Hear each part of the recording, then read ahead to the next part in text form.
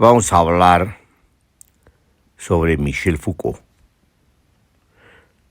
sobre las tres etapas de Michel Foucault: la arqueológica, la genealógica y la de la hermenéutica de la subjetividad. Entonces, tenemos las tres etapas de su pensamiento, pero también de su crítica, pero también de sus reflexiones. Y si seguimos a Nietzsche, de su antifilosofía, pero también su antiepistemología. Si seguimos a Derrida, de la deconstrucción, pero también de la diseminación institucional. Entonces estamos ante no solamente un pensador, sino un activista, pero sobre todo un investigador de las prácticas, un arqueólogo, un geneólogo, un hermenéutico, crítico. En ese sentido vamos a ir exponiendo como introducción algunas consideraciones conceptuales, epistemológicas y críticas de su pensamiento, de su activismo y de su práctica. Según Gilles Deleuze, el saber en Foucault es estratificado, define cuadros y enunciados. Es una formación histórica y por lo tanto estamos ante lo que podemos llamar la estabilización del poder. En cambio, el poder son relaciones de fuerzas que en todo caso pueden definir en un ciclo o varios ciclos, en una secuencia o varias secuencias, en una continuidad inclusive que comprende su discreción, su intermitencia. Pero el poder, que es el campo de las relaciones de fuerza, el campo de las correlaciones de fuerza, también podemos hablar en plural, como se ve. Entonces estaríamos hablando del campo de las relaciones de fuerza y de los campos de las relaciones de fuerza, del campo de la correlación de fuerza y de los campos de las correlaciones de fuerza. Campos donde se define una resultante, es decir, una direccionalidad de las fuerzas. En todo caso, la relación de fuerza supone una relación dinámica, pero también receptiva. ¿En qué sentido? Hay una fuerza que actúa, hay una fuerza que afecta, hay una fuerza activa y hay una fuerza que es pasiva, que es receptiva, que no actúa, que en todo caso actúa contra sí misma, separándose de lo que puede, de su potencia. Y en ese sentido, la fuerza activa impone su fuerza, pero también impone lo que puede, su potencia, pero también impone lo que quiere, impone su deseo. Esto ya nos lleva a problemas porque salimos netamente de lo que podemos llamar los campos de las relaciones de fuerza, inclusive de los diagramas de poder, que es algo que tiene ya, si ustedes quieren, una configuración, una conformación. Inclusive podemos hablar de una suerte de arquitectura del poder, inclusive de arquitectura de las dominaciones.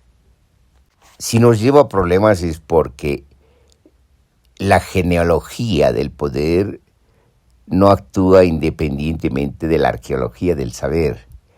Entonces, Foucault define ese campo complejo, yuxtapuesto, articulado, integrado, que es el del saber-poder y el del poder-saber. Por lo tanto, podemos decir que el saber actualiza las fuerzas del poder. El saber actualiza el poder, lo estabiliza, lo estratifica, lo define en términos de una formación histórica. Entonces aquí adquiere una connotación espacio-temporal el diagrama de poder. Pero ¿dónde actúan las fuerzas? Obviamente una fuerza actúa respecto a otra fuerza. Pero ¿dónde se encuentran las fuerzas? Las fuerzas se encuentran en el cuerpo. El diagrama de poder actúa en el cuerpo para incidir comportamientos y conductas. El cuerpo es vida, es memoria vital, es memoria sensible, pero también es inteligencia sensible y memoria inteligente en la medida que la memoria vuelve sobre sí misma. Si se quiere, dicho de manera metafórica, vuelve sobre sus propios recuerdos y olvidos a la vez. Pero, ¿qué es lo que importa aquí? Lo que importa aquí es tanto la superficie corporal, la piel, donde se sabe poéticamente que lo más profundo es la piel. Y Foucault habla de la superficie de la piel como la superficie donde se inscribe la historia política. Es como un papiro donde se inscribe la narración política.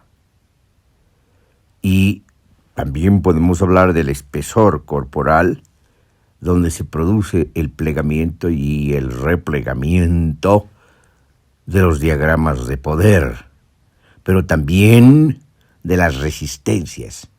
Y en ese sentido tenemos, pues, la constitución del sujeto, la constitución de la subjetividad, el sujeto entendido como las distintas posiciones del mismo sujeto y por lo tanto de varios sujetos, de una multiplicidad de sujetos que aparecen como distintas posiciones, y esa es la subjetividad. Una subjetividad que al plegarse y replegarse vuelve sobre sí misma, vuelve sobre sus sensaciones, sobre su memoria, pero también sobre sus impresiones, sobre las vivencias corporales.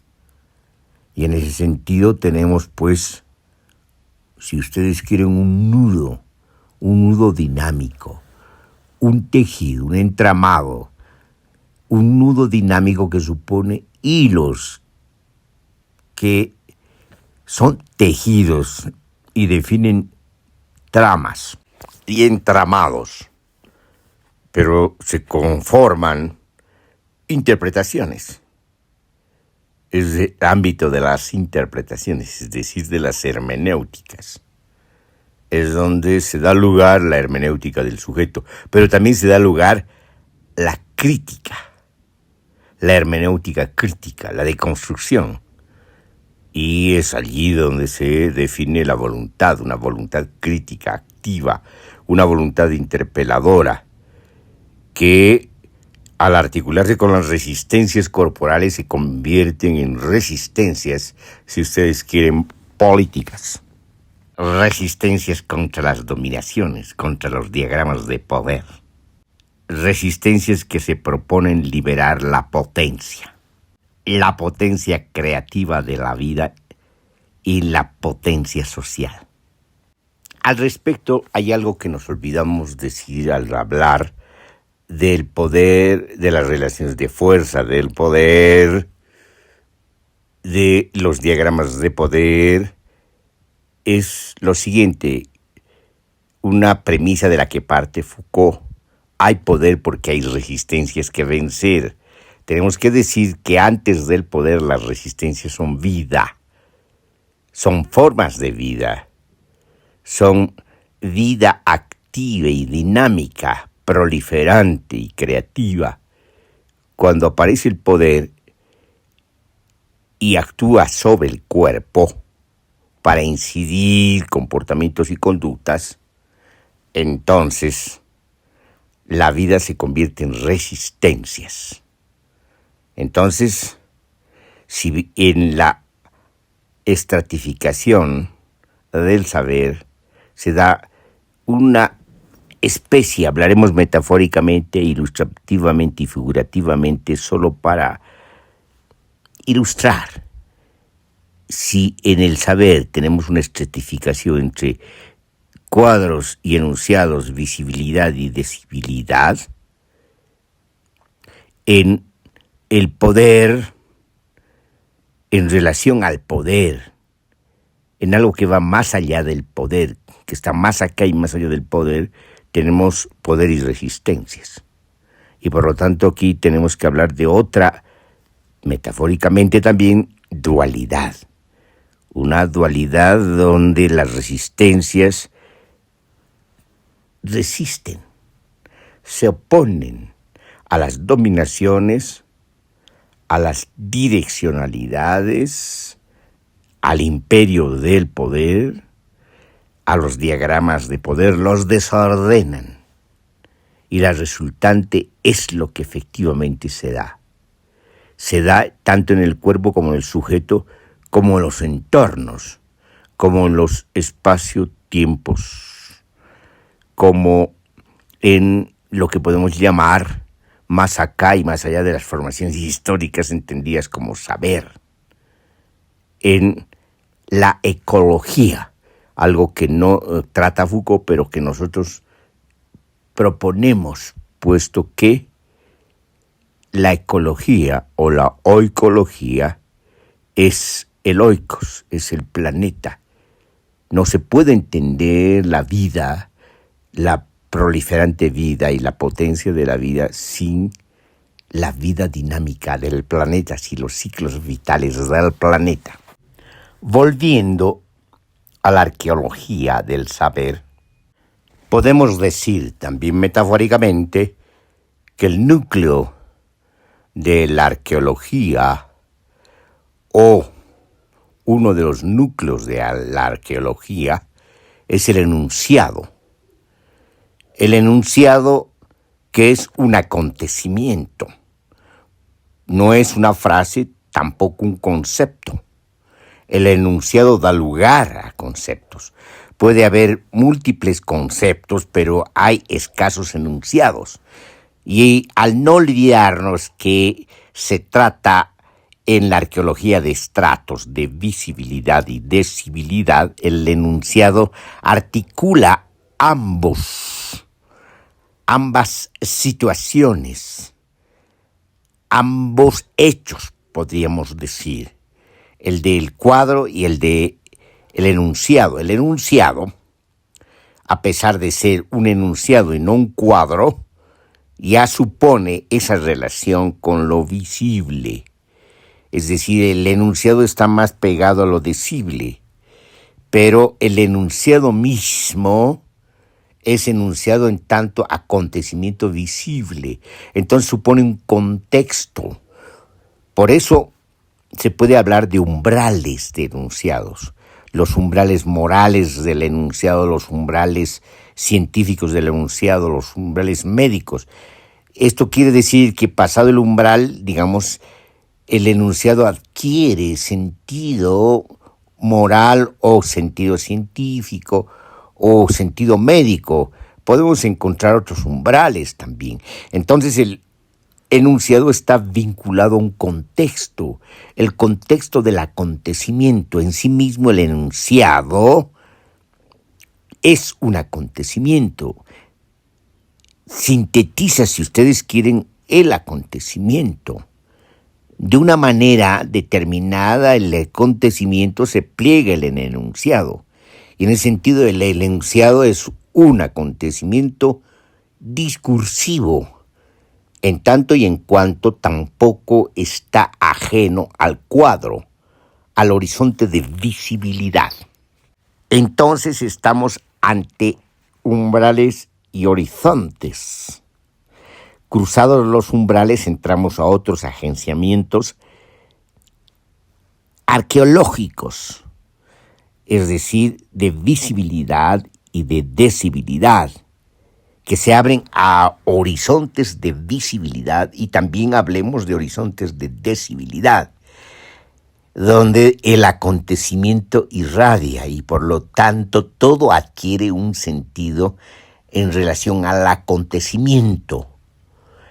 Podemos también deducir de aquí, de una manera provisional, que el enunciado es el sentido inmanente del acontecimiento. En la arqueología del saber, Foucault definió al enunciado como un haz de relaciones. ¿Qué quiere decir esto? Habla de ámbitos.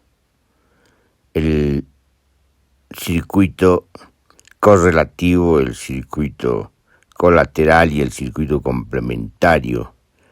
Ámbitos que podemos suponer se trata de ámbitos del desplazamiento del enunciado, o ámbitos que son afectados por el enunciado. En la intersección de estos ámbitos, el enunciado aparece como el núcleo irradiante de estos ámbitos. En el ámbito correlativo, los conceptos son inmediatamente cercanos al enunciado. En cambio, en el ámbito colateral, los conceptos no solamente son más distantes al enunciado, sino que son conceptos que circulan como colaterales a los conceptos inmediatos al enunciado. Por último, hay conceptos complementarios, que son diferentes pero que son complementarios a los conceptos inmediatos correlativos al enunciado. Sin embargo, en los entornos del enunciado no solamente se dan conceptos, sino se dan objetos, pero también se dan sujetos.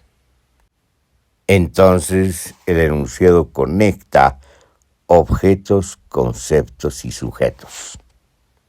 Por eso se puede decir que el enunciado es integral, articula la producción y circulación de objetos, estructura conceptos y constituye sujetos.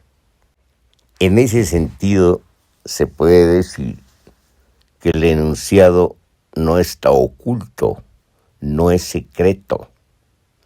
Sin embargo, no se puede acceder al enunciado si no es a partir de elevarse a sus condiciones de vislumbramiento y comprensión del acontecimiento del enunciado como un haz de relaciones. Por eso, Foucault dice que al enunciado hay que extraerlo de esa articulación e integración de planos y espesores de intensidad. En la historia de la sexualidad, en el primer tomo, La voluntad del saber, Foucault dice que se dice que en la época victoriana no se hablaba de sexo. Sin embargo, se hablaba mucho. Se decía que no se podía hablar de sexo para hablar mucho de sexo, y se lo hacía en el confesionario. Entonces, se tiene ahí una institución que es la iglesia, se tiene la confesión, donde se habla de sexo, y se tiene a los sujetos, el sacerdote confesor y el pecador en confesión. Aquí nos encontramos con 3 umbrales del enunciado o de la enunciación: el umbral religioso, el umbral moral y el umbral de la sexualidad. Es en el contexto dinámico de estos umbrales cuando el enunciado adquiere connotaciones religiosas, morales y sexuales. Se podría decir donde se da lugar la polisemia de los significados. En un ensayo temprano de la década de los 90 del siglo pasado, hicimos el análisis crítico de la Revolución del 52, y lo hicimos a través del acontecimiento del enunciado, de las relaciones del enunciado y de los ámbitos correlativos, colaterales y complementarios.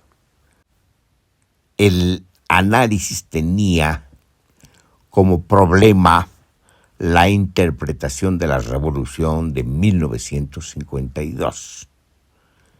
Allí identificamos objetos, conceptos y sujetos, y hablamos de instituciones y de organizaciones involucradas: el Estado,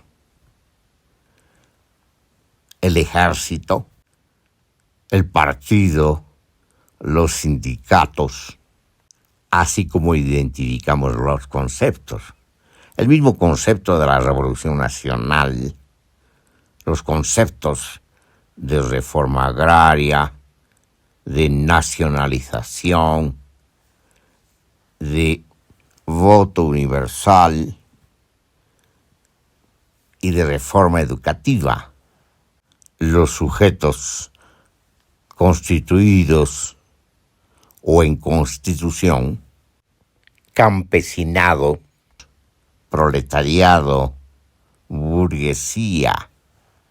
No vamos a hablar y exponer el ensayo mencionado, sino que solo requerimos su mención para ilustrar sobre la arqueología del saber y la genealogía del poder empleadas para la interpretación de la Revolución Nacional de 1952. ¿Qué es lo que se estaba dando lugar en ese contexto? La formación discursiva del nacionalismo revolucionario y los espacios de visibilidad abiertos por la Revolución de 1952, las propiedades familiares de la tierra, la empresa pública de la minería Comibol. Hablamos de un saber cuya estratificación se conformaba a partir de esta dualidad entre discurso y cuadros. Cuando hicimos esto, lo que queremos decir ahora es que ya nos movíamos en otra perspectiva distinta a los análisis acostumbrados desde el materialismo histórico y desde el determinismo económico, que habla de un capitalismo atrasado y dependiente como caracterización de la formación social.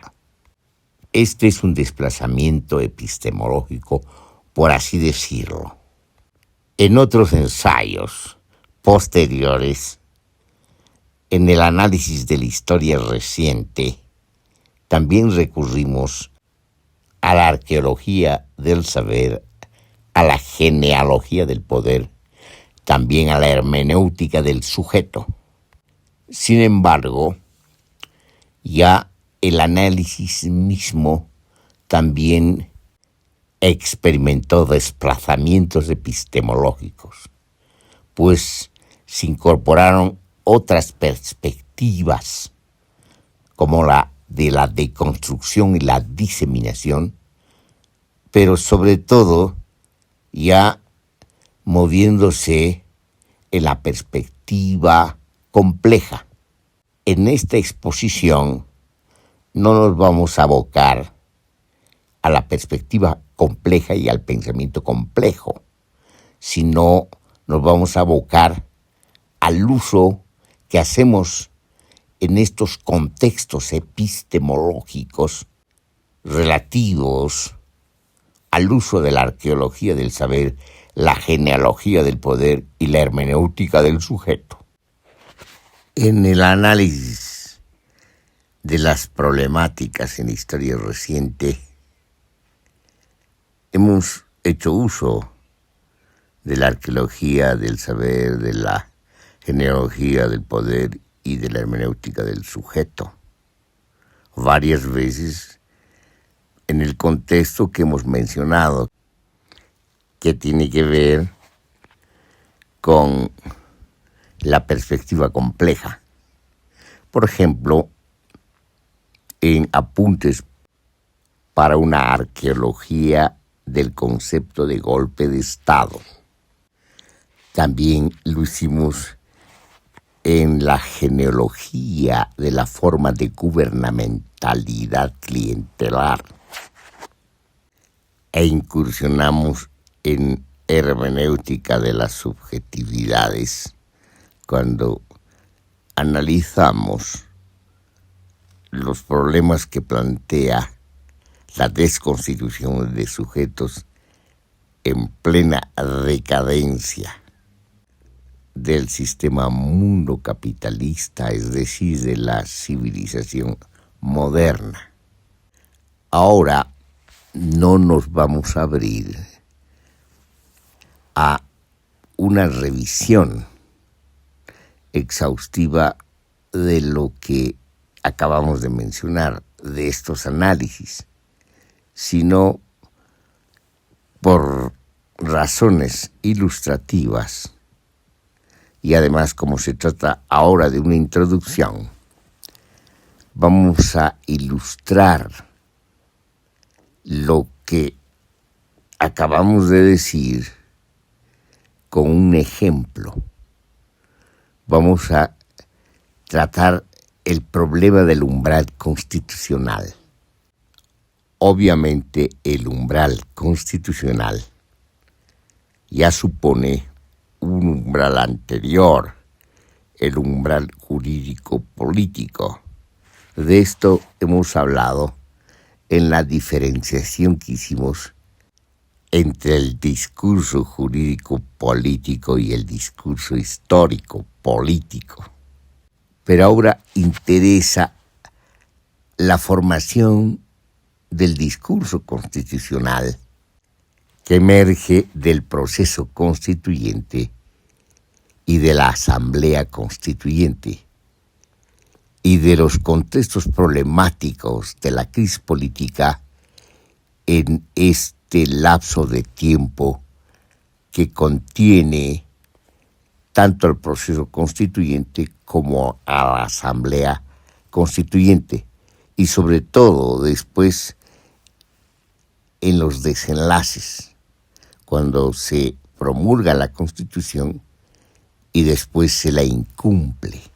Entonces estamos ante un umbral constitucional que tiene que ver con la formación en construcción del discurso constitucional, pero que se halla incompleto, sobre todo debido a la crisis política y a la crisis múltiple del Estado-Nación, que se autonombra en esta etapa como Estado plurinacional de Bolivia.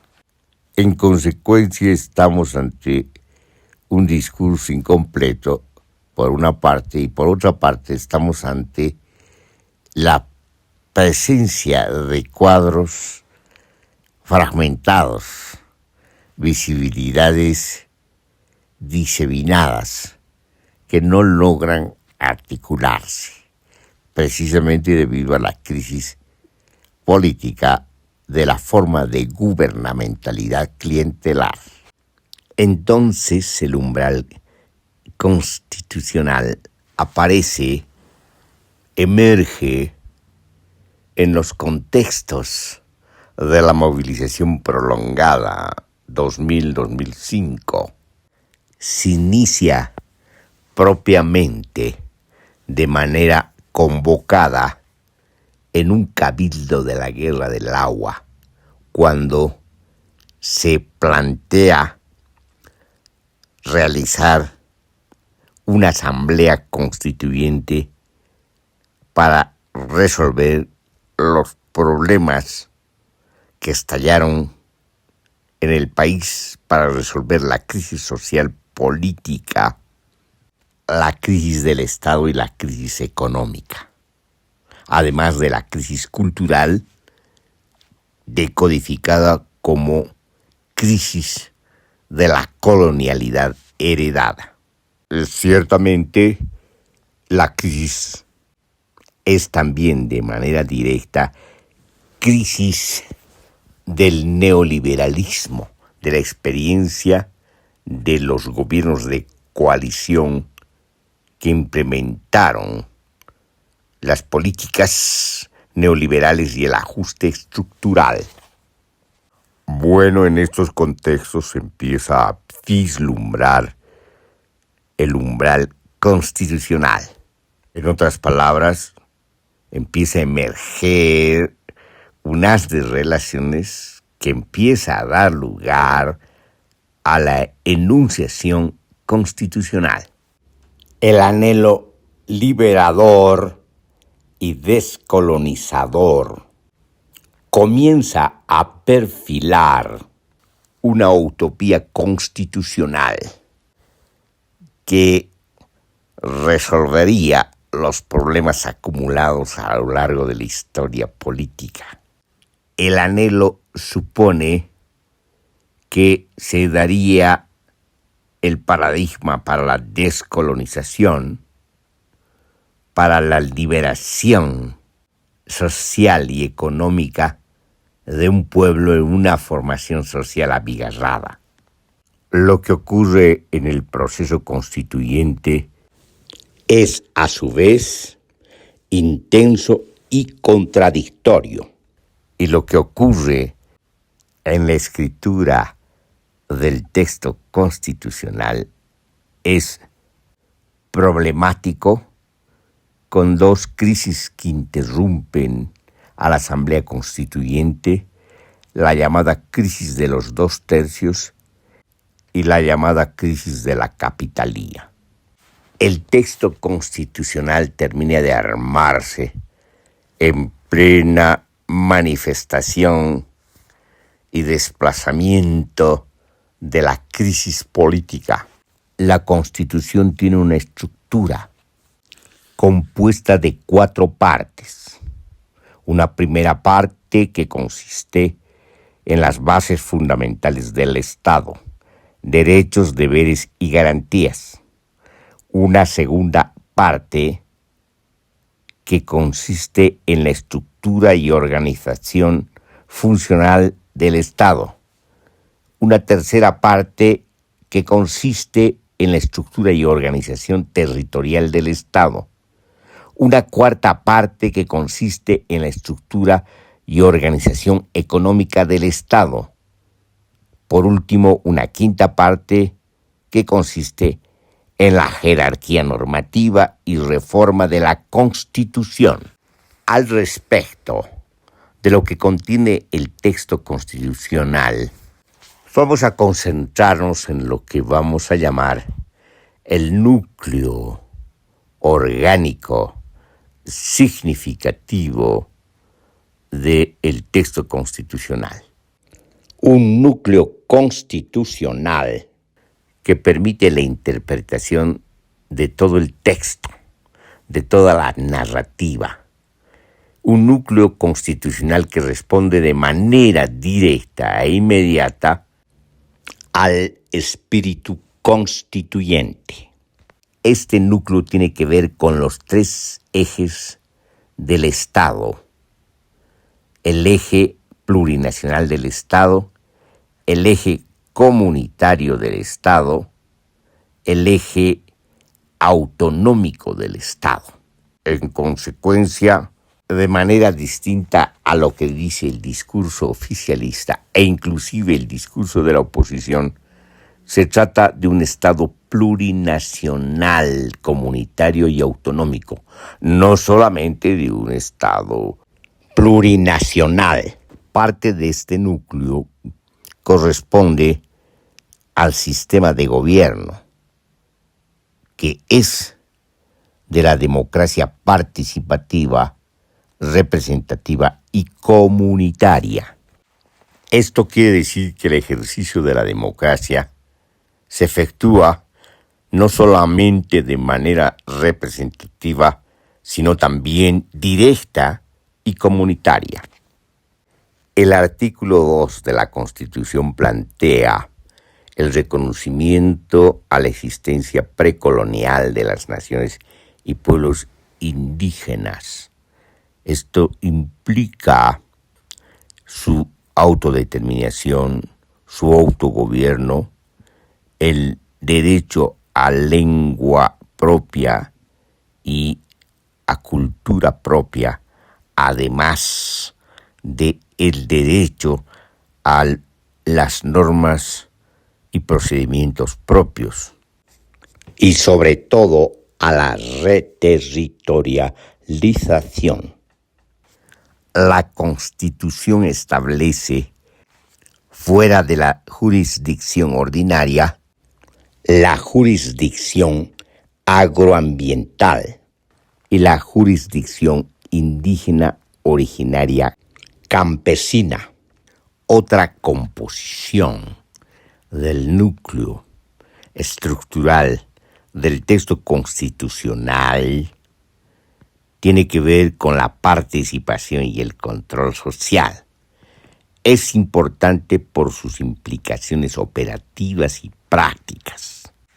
El artículo 241 dice: el pueblo soberano, por medio de la sociedad civil organizada, participará en el diseño de las políticas públicas.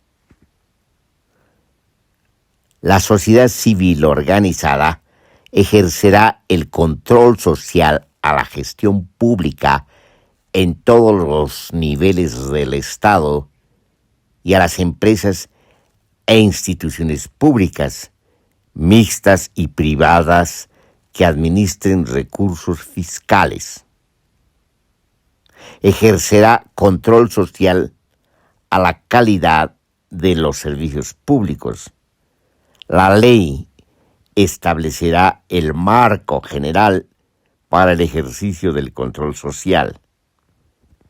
La sociedad civil se organizará para definir la estructura y composición de la participación y control social. Las entidades del Estado generarán espacios de participación y control social por parte de la sociedad. El artículo 242 dice: la participación y el control social implica, además de las previsiones establecidas en la Constitución y la ley, participar en la formulación de las políticas de Estado, apoyar al órgano legislativo en la construcción colectiva de las leyes, desarrollar el control social en todos los niveles del gobierno y las entidades territoriales autónomas, autárquicas, descentralizadas y desconcentradas. Generar un manejo transparente de la información y del uso de los recursos en todos los espacios de la gestión pública. La información solicitada por el control social no podrá denegarse y será entregada de manera completa, veraz, adecuada y oportuna. Formular informes que fundamenten la solicitud de la revocatoria de mandato de acuerdo al procedimiento establecido en la Constitución y la ley. Conocer y pronunciarse sobre los informes de gestión de los órganos y funciones de Estado. Coordinar la planificación y control con los órganos y funciones del Estado. Denunciar ante las instituciones correspondientes para la investigación y procesamiento en los casos que se considere conveniente. Elaborar en los procedimientos de observación pública para la designación de los cargos que correspondan. Apoyar al órgano electoral en transparentar las postulaciones de los candidatos para los cargos públicos que correspondan. En la tercera parte de la Constitución, Estructura y organización territorial del Estado, se establece el pluralismo autonómico. Vale decir, la autonomía departamental, la autonomía regional, la autonomía municipal y la autonomía indígena originaria, campesina. El entramado de competencias se abre a distintos niveles de competencia. Las privativas, las exclusivas, las concurrentes y las compartidas. Pero lo importante aquí es lo que hemos dicho, el entramado de las competencias, que amplían grandemente en su articulación e integración dinámica las competencias autonómicas, convirtiendo al Estado en un Estado autonómico. En la cuarta parte de la Constitución, Estructura y organización económica del Estado, se reconoce el pluralismo económico. Vale decir, la forma económica pública, es decir, estatal, la forma económica privada, la forma económica social, que tiene que ver con la cooperativa y también con las formaciones campesinas propiamente dichas, y la forma comunitaria. En el artículo 311, en el apartado 2, en el numeral 2, se dice expresamente lo siguiente: los recursos naturales son de propiedad del pueblo boliviano y serán administrados por el Estado. Se respetará y garantizará la propiedad individual y colectiva sobre la tierra, la agricultura, la ganadería, así como las actividades de caza y pesca que no involucren especies animales protegidas, son actividades que se rigen por lo establecido en la cuarta parte de esta Constitución referida a la estructura y organización económica del Estado. En el título 2, Medio Ambiente, Recursos Naturales, Tierra y Territorio, se establece no solamente el cuidado del medio ambiente, sino la participación social en la gestión ambiental. En el artículo 345 se dice: las políticas de gestión ambiental se basarán en la planificación y gestión participativas con control social, la aplicación de los sistemas de evaluación de impacto ambiental y el control de calidad ambiental sin excepción y de manera transversal a toda actividad de producción de bienes y servicios que use, transforme o afecte a los recursos naturales y al medio ambiente. Por otra parte, en el capítulo 2, Recursos Naturales, en el artículo 348 se definen a los recursos naturales de la manera siguiente: son recursos naturales los minerales en todos sus estados, los hidrocarburos, el agua, el aire, el suelo y el subsuelo, los bosques, la biodiversidad, el espectro electromagnético y todos aquellos elementos y fuerzas físicas susceptibles de aprovechamiento. Los recursos naturales son de carácter estratégico y de interés público para el desarrollo del país. En el artículo 349 se dice: los recursos naturales son de propiedad y dominio directo, indivisible e imprescriptible del pueblo boliviano y corresponderá al Estado su administración en función del interés colectivo. En el capítulo 5, Recursos hídricos, en el artículo 373 se dice: el agua constituye un derecho fundamentalísimo para la vida. En el marco de la soberanía del pueblo, el Estado promoverá el uso y acceso al agua sobre la base de principios de solidaridad, complementariedad, reciprocidad, equidad, diversidad y sustentabilidad. Los recursos hídricos en todos sus estados, superficiales y subterráneos, constituyen recursos finitos, vulnerables, estratégicos y cumplen una función social, cultural, ambiental. Estos recursos no podrán ser objeto de apropiaciones privadas, y tanto ellos como sus servicios no serán concesionados y están sujetos a un régimen de licencias, registros y autorizaciones conforme a ley.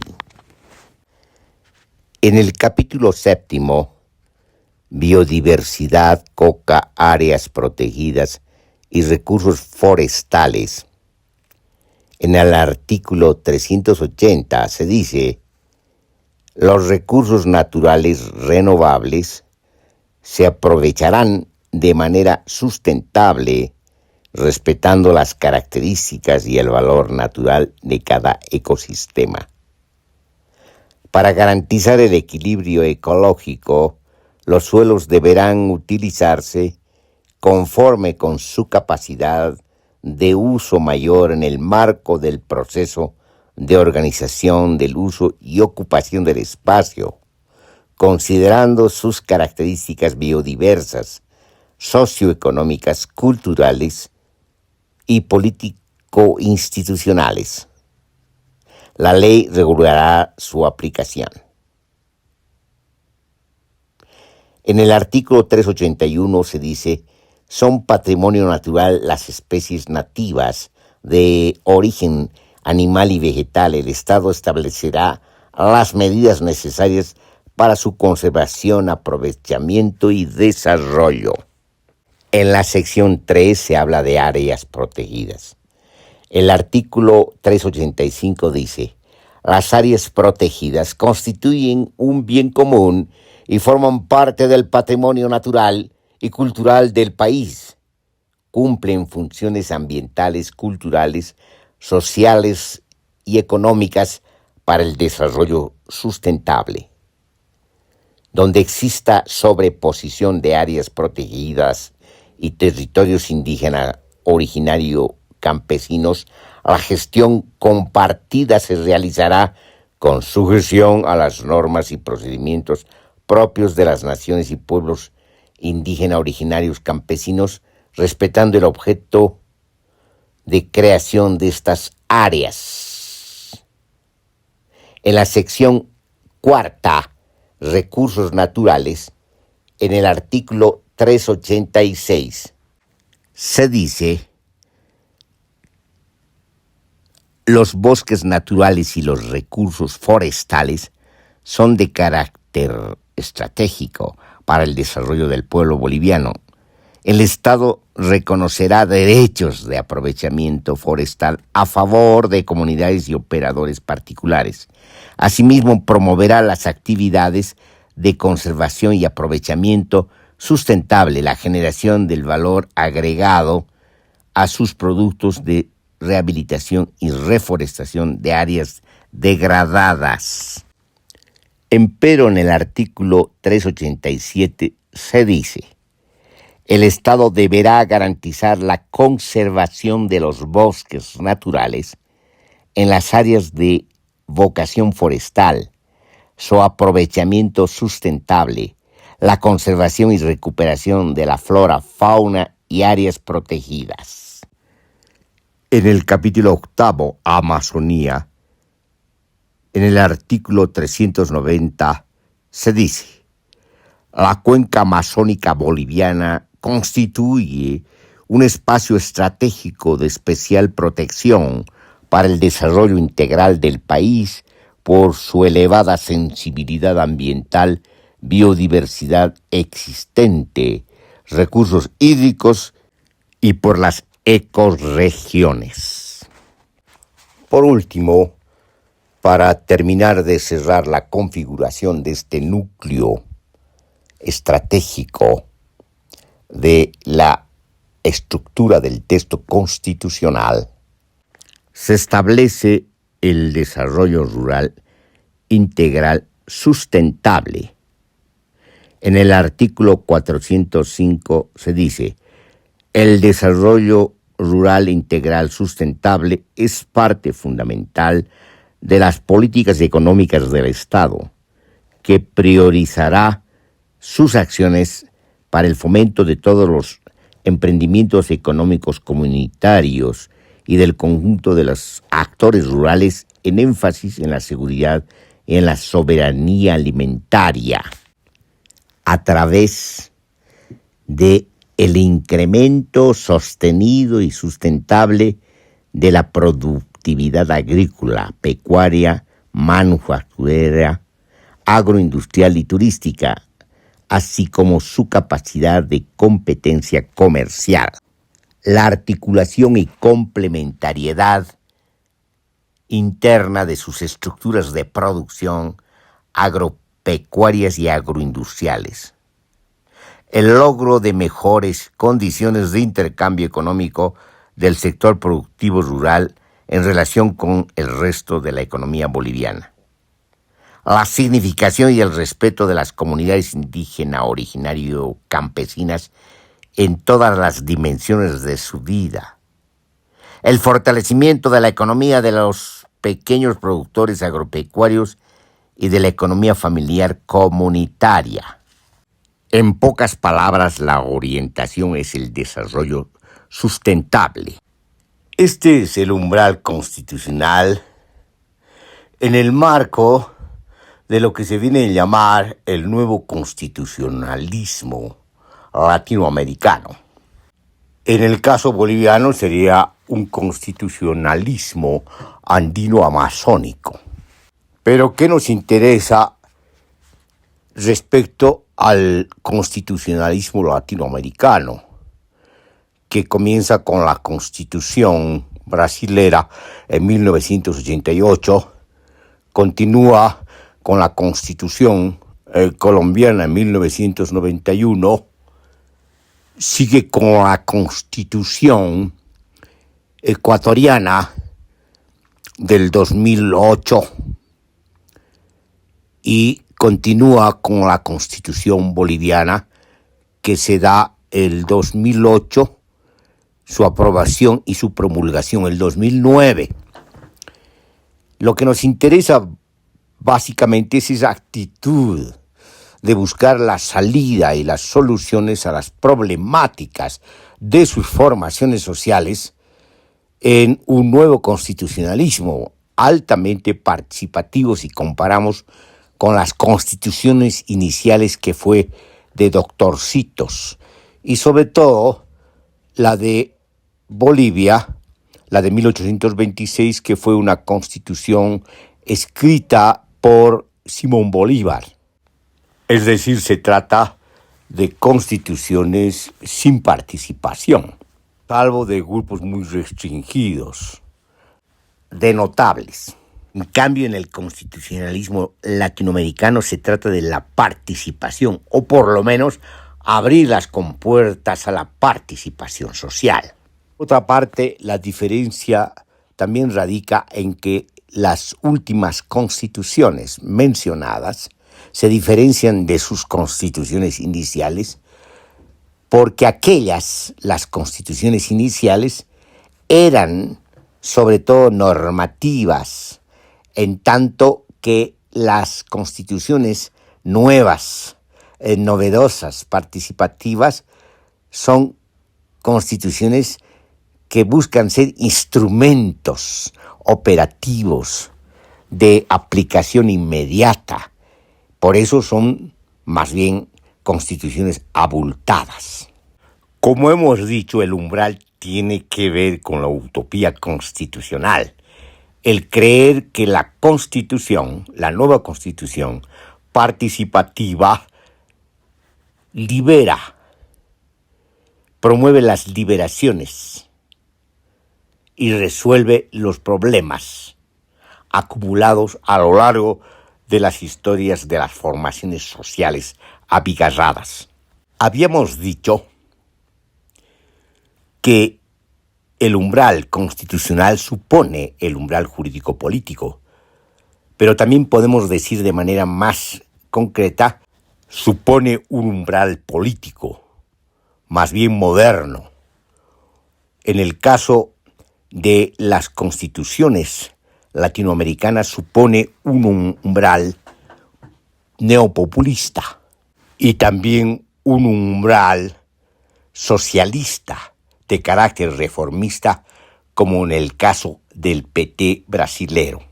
Ya no es la revolución en el sentido clásico del siglo XIX y siglo XX, la revolución insurreccional, sino es una revolución con características constitucionales y de aplicación constitucional, que buscaría la transformación estructural e institucional.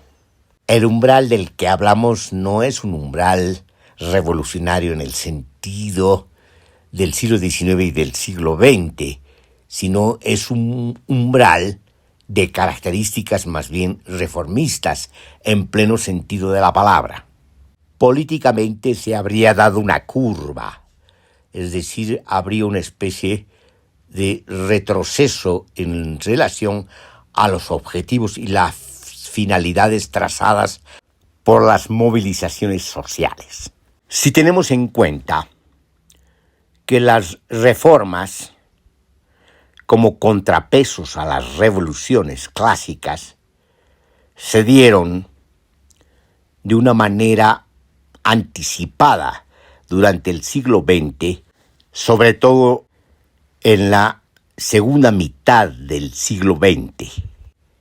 Si las reformas o los gestos reformistas del siglo XX son el umbral político de la reforma, son el umbral reformista de la enunciación política, podemos decir que esta nueva reforma, nuevo gesto de reforma en los comienzos del siglo XXI es no solamente un nuevo gesto de reforma, una especie de retorno, de reminiscencia, sino un umbral de clausura de la enunciación reformista. Lo sugerente de la formación discursiva reformista de fines del siglo XX y comienzos del siglo XXI de los llamados gobiernos progresistas radica en que incorporan los discursos de las organizaciones no gubernamentales, los discursos variados de las nuevas generaciones de derechos que van más allá de los derechos sociales y los derechos del trabajo, incorporan los derechos colectivos, así como también incorporan los derechos de otras diversidades subjetivas y de opciones sexuales, además de incorporar los derechos ambientales, para no hablar de derechos ecológicos. En otras palabras, estamos hablando de la ampliación y extensión de lo que se conoce como el pluralismo liberal, el pluriculturalismo, que también incorpora lo plurinacional.